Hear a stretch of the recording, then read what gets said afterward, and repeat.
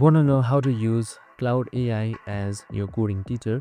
Well, no worries. In this video, I'm going to show you an easy step-by-step guide on how you can do it. It's super simple and under a minute, so let's get right into it. Now, first things first, just simply open up your Claude AI website and you should be under this interface. And on the top left side, you should be seeing a new chat, just simply select that, and you should be under new chat right here. We don't ask simple questions if we want Claude as a teacher.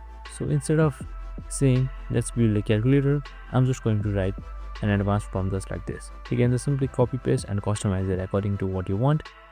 So just simply select enter.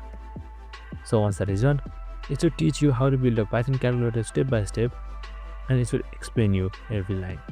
So what a teacher does is it also gives you challenges and exercises. So you need to also let Claude AI know to give you challenges and exercises to make it more complex, and that's it. Super simple and easy. I hope this video helped. If it did, make sure to like, subscribe and tune in with us for more of these videos. See you in the next one.